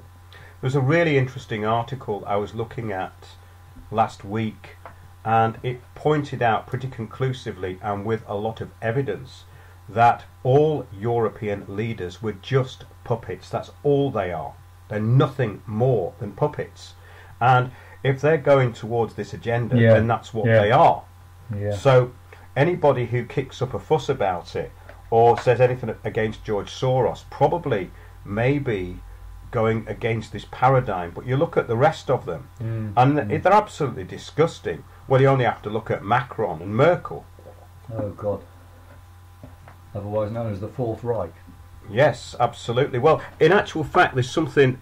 If you can make a joke about this, then maybe this is quite interesting, because it's all about what you were just saying. People who don't like Nazis are now Nazis. Okay. This is quite funny. Yeah. And a lot of my friends are Jews. As a matter of fact, I would have to know. People should record, because trouble is, Mark, you and I might say things and we'll be denounced for, well, any label you can think of. Well, this is the funny thing. We're against sustainability. We're against green things. We're anti-Semitic. We're what. We have never been any of those things, by the way. Well, this is the whole point. I mean, the thing is that this extreme leftist ideology that's coming in now... Well, it's called leftist, but how can you call it's not Hillary leftist. Clinton as left? This is what I was going to say, Piers. Murdered, We could say you're from the old-fashioned left, which is actually able to debate, able to engage, and now... As our old-fashioned Tories, some of whom I met in Wandsworth, who actually support what residents are saying and don't want this plan because they believe... well, in people's rights as well as the aesthetics. Labels have become meaningless now because labels are used to define everything, and you can't define everything with labels. And we've had all this comedy stuff from these sort of Antifa-like people. The thing is, it's all ad hominem with no evidence. But this is quite a funny little article. So the distorted nature of modern German democracy has been illustrated once again with the news that Alternative for Deutschland, which is this political party, has been charged with inciting hatred. This leader, Alexander Gulland, because he referred to the Nazi era in Germany as bird shit. with his crime not being pro-Nazi, but rather for trivialising that time period by saying what? Well, yes, certainly not supporting it. I mean, Jesus. Gowland could now find himself in legal trouble over those remarks after the chairman of the Council for Foreigners in Hesse on Wednesday filed a complaint with the Public Prosecutor's Office in the city of Wiesbaden. The AfD chief stands accused of inciting hatred. Now, this is hatred against Nazis in the past? Well, yes. Well, it's not quite clear who is inciting hatred against. I never read a history book which put anything other than, well, what would be described as hatred against what the Nazis did in the past. I mean, that's... Well, this is the post-truth world, you see. I mean, the thing is that there is no reasoned hatred because of what they did. There's no semblance of reality going on. It's got nothing to do with the reality of the situation, and this is why one of the main reasons I don't like distraction issues or when things are off topic, because the more you allow for that, the more of this sort of thing you get, and it's all about isolating the issue. The issue has to be absolutely focused on, and if the issue's focused on, then all of this nonsense gets kicked out. It's a bit like when we went down to that meeting. We were really getting sidetracked into issues of no importance. We weren't there recording people without their consent. No. But what it was about was that... They talk about that rather than the regeneration. Yeah, I mean, if they'd have... Exactly. That councillor could have just come up and made her statement, but she made a huge... point of not making a statement. Well, we'd like to know what she does actually think about it. Of course we would. Yeah. Well, we weren't going to ask her, but when I asked her, she said turn that off, and when I turned it off, she said, "Why didn't you record me when I was talking earlier on?" Because she asked me not to, and she also said she was a lawyer and she was going to do this and she was going to do that. These people are neurotic, basically.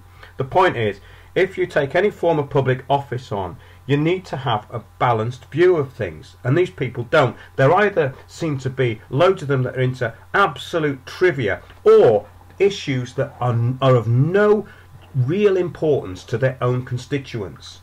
So they go onto these generalised agendas which are virtue signalling, or they get hooked up into one thing, like, everything's about anti-Brexit, and then you've just got these empty shells who don't represent anybody.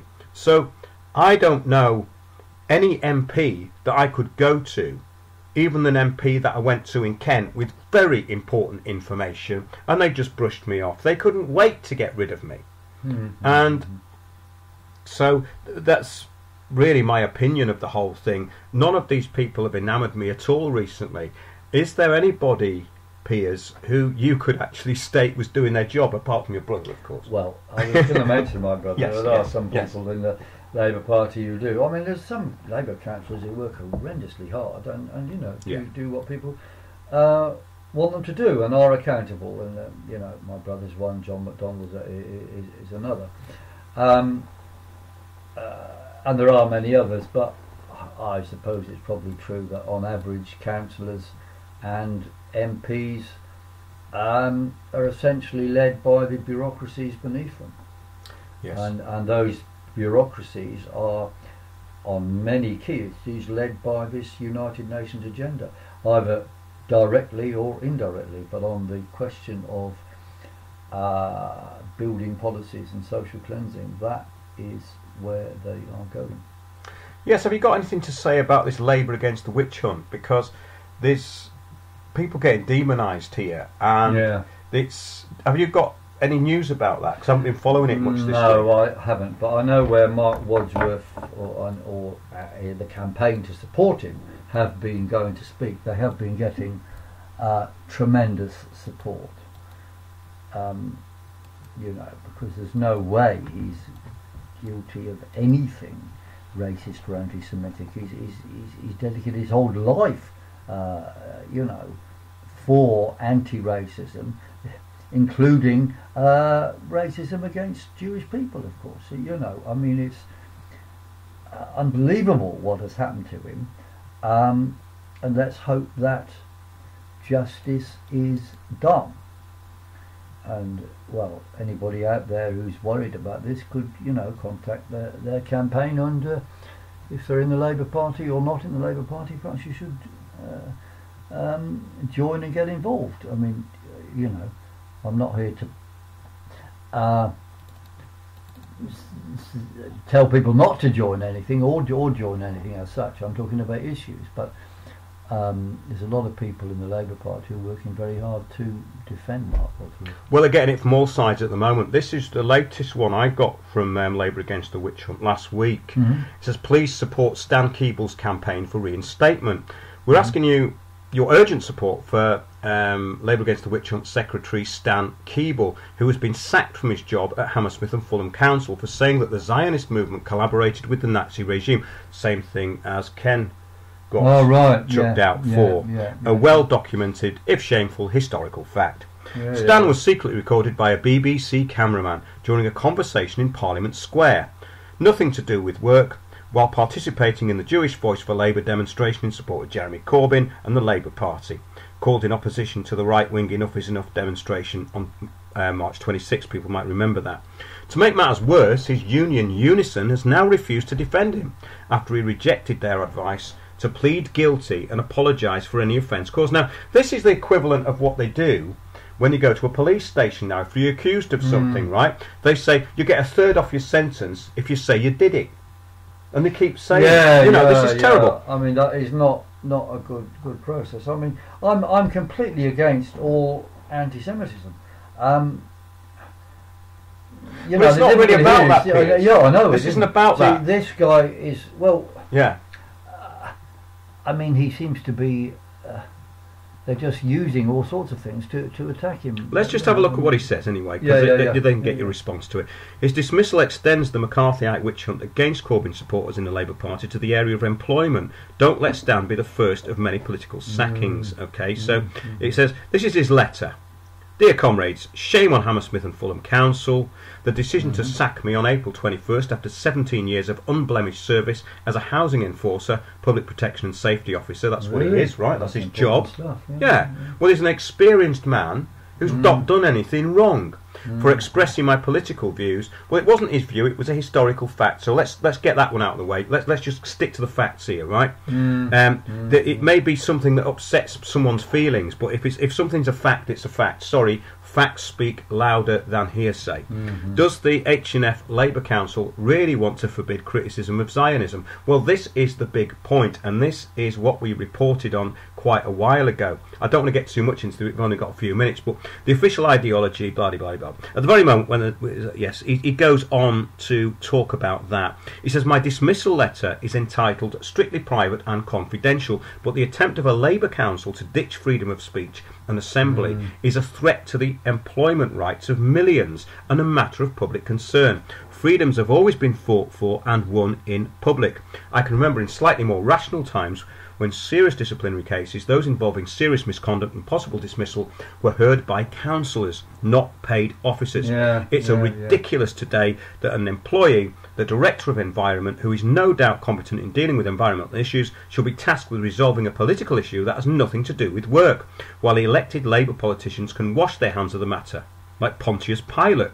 I shall, of course, be submitting an appeal and or taking the matter to an employment tribunal, where I feel sure the rights to freedom of assembly and freedom of speech, including the right to express views which are irritating or offensive to the public or the state, are more likely to be upheld. Freedom of speech, if nothing, it is nothing if it does not include the right to offend. Nobody has the right not to be offended. That was from Stan Keeble. I put nobody has got the right not to be offended at the end. I think that's, you know, very important. You see, irrespective of the content of anything he's said or not said, or anybody said or not said, they have to have rights, employment rights, prior to any decisions, you see. But he seems to have been assumed he's guilty of something before any process has been undertaken. And I think, you know, that is the key thing here.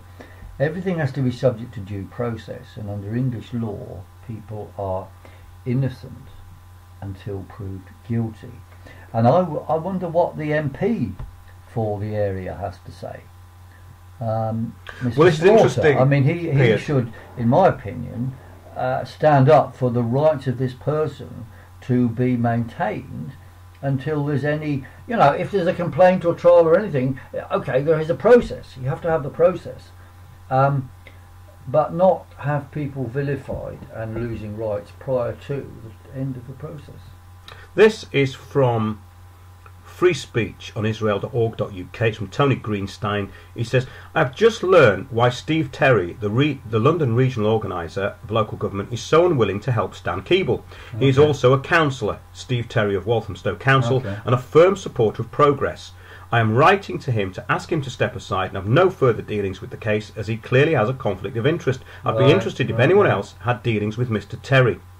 Right, so this is quite worrying, really, isn't it? Because this is controlling the narrative at quite a high level. Yeah. Basically what we started the show about, really. I mean, we're talking about the same thing. It's like this absolute control of the narrative. Well, there are people with conflicts of interest in any dispute.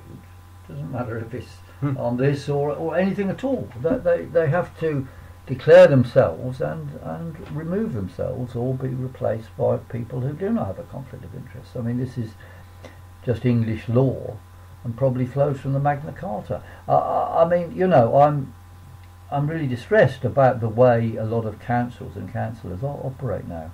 They seem to just treat everything as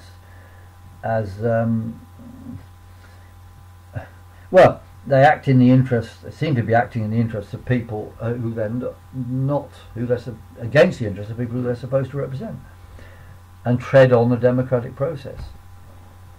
Well, that's exactly it, and this is really what the show's about. We don't really get into small areas of this. We talk about the bigger picture, and that's what the talk is called next Saturday. It's called The Bigger Picture, and it's the global local agenda. And the thing is, all this stuff ties into it, because a huge part of this psychological subversion, which is what it is shutting down people's right to say what they think. And of course the whole narrative of political correctness and all the rest of it is there to bully people into silence. That's all it's there for. We've done the origins of all this. We've gone through it quite a lot. If you look at the shows that we've done over the past year, I'm pretty pleased with them, actually, because I've managed to go into the huge background of all this, where it came from and why it's happening. And that's the most important thing, really, because once you grasp why it's happening and why it's being done, then you get what is the bigger picture. So is there anything that you'd like to say, Piers, as the show is drawing rapidly to a close? Yes, I would like to say a bit about the Pope recently and climate change, because this Pope Francis has started making more pronouncements about the need for support for the man-made climate change agenda. He's always been on board with that. I know, but he's now issued, well, I would say they're new dogmas. What we have now is a Pope who's issuing new dogmas, new belief structures which have to be followed, i.e. he's saying people have to adhere to the sustainable climate change agenda, and he's calling on oil companies to follow that, which is interesting, he says that, and provide cheap energy. This is a follow-on from his general statement, you see. Now, very curiously, the oil companies actually back the climate change agenda because it enables them to increase oil price. So the Pope needs to do a bit of homework, because he seems to think the oil companies are not backing the agenda, and if they did, oil prices would go down. Well, actually, they are backing the agenda, and that is a force to maintain oil prices. So the Pope is completely not only ill-informed, but also saying things which are stupid and an ugly reappearance of papal dogmas, which I think means that Catholics who see what the Pope is doing should leave the Catholic Church. They should leave it and go into something where dogmas, like in the past, are not imposed, because otherwise we'll end up with having more attacks, you know, people being burnt at the stake or in prison for life or whatever, or threatened with torture, as was Galileo, and his friend Bruno was burnt at the stake for opposing a number of papal dogmas, one of which was about the question of the relationship between the sun and the earth, but that wasn't the only one he was burnt for. Exactly. So down with the dogmas and forward to defending the Enlightenment, if it ever happened, indeed. Yes, but let's we just want call it Enlightenment. Papal bull for now, shall we? Now, here's some more papal bulls that have been put down by the climate change lobbyists. The data doesn't matter. We're not basing our recommendations on data. We're basing them on the climate models, which is, of course, the projections and the models of the IPCC. That's Professor Chris Folland. Now, this is from the Hadley Centre for Climate Prediction and Research. It doesn't matter what is true. It only matters what people believe is true. Paul Watson, co-founder of Greenpeace. Now, this is exactly... Co-founder of the refounder of Greenpeace, not the original refounder. Not Patrick. Not Patrick Moore. No, Patrick Moore wrote a book called Confessions of a Greenpeace Dropout. Right. And he describes absolutely brilliantly how it was taken over. And he was originally saving seals from being clubbed, and then he realised that the whole thing had been taken over by lobbyists, and he wrote a book about it, Confessions of a Greenpeace Dropout. We met him in Paris, didn't we? We did. A really important book. You see, he saw the truth and opted out of the lie machine, just like David Bellamy did, who was a great guy on TV, and I've met him a number of occasions. As soon as he pointed out the actual truth about what climate was doing, i.e. not following the CO2 agenda, he lost his job. Now, on the latest stuff, actual facts on climate, and even NOAA, NASA and all the official bodies recognise this now. Arctic ice levels are now above the average over the last 10 or 15 years. The idea that Arctic ice is continuing to decrease is false. The actual climate is going the way we predicted it would under the mini ice age wild jet stream model, following lower on average solar activity. Yeah. And we'll talk a bit more about this at the meeting in Glastonbury on Saturday, and I will also be speaking at the Electric Universe conference coming up in July, and another festival, the Levelers Festival, in August, and a conference in Porto in Portugal in September. And people can get information on all of these if they go to weatheraction.com and windowsontheworld.net and windowsontheworld.net, and also I think on both of them you'll find links to leaflets we distributed on behalf of residents and so forth on the Alton estate. But there's links to the PDFs there, and I would recommend them as being highly readable. Yes, this was from Paul Watson, co-founder of Greenpeace. As we all know, this isn't about truth at all. It's about plausibly deniable accusations. Is that what he says? Yeah, that is a quote from him. The other one was actually the quote from the Hadley Centre for Climate Prediction and Research. Yeah, now this is from Michael Mann.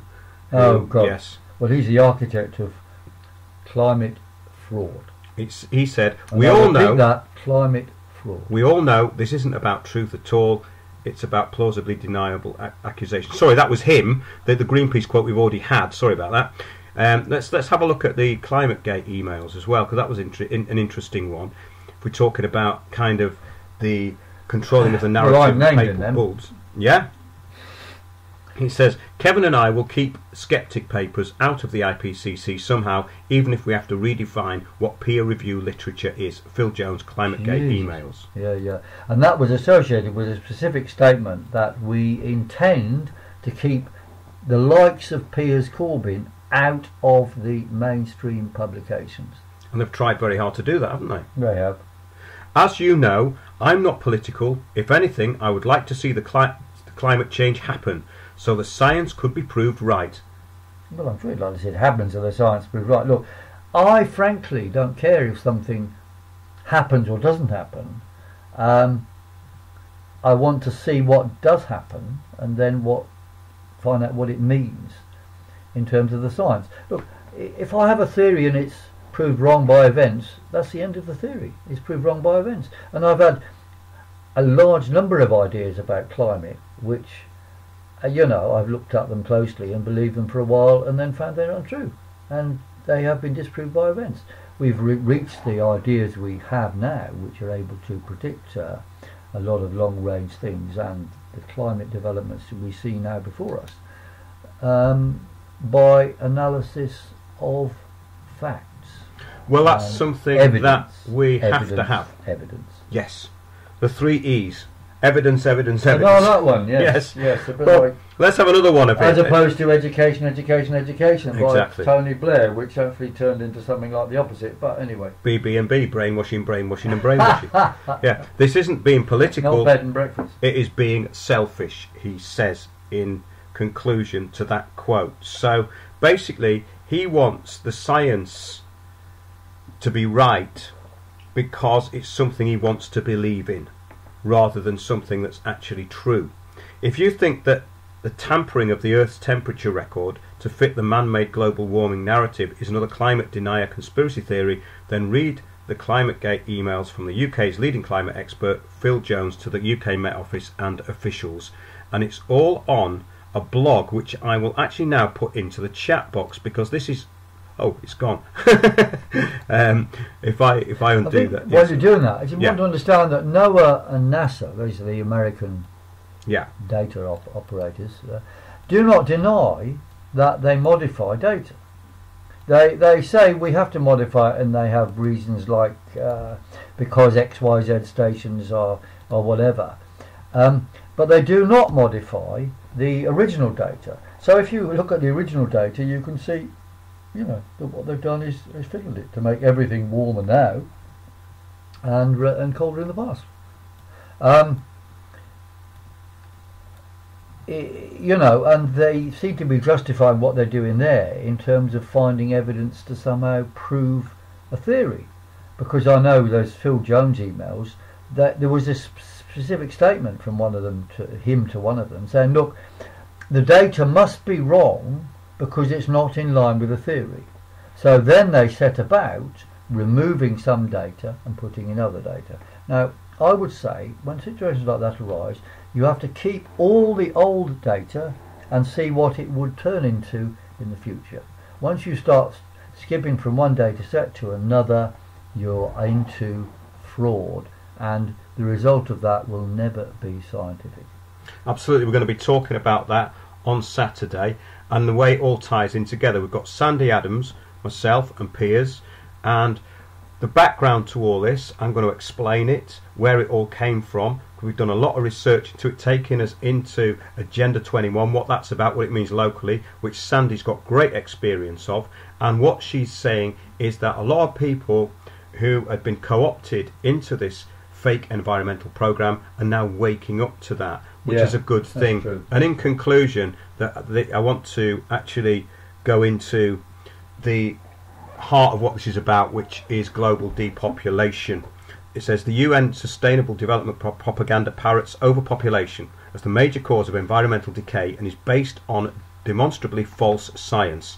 Women are seduced into this lie and then convinced that their most noble act is to give up their right to have children.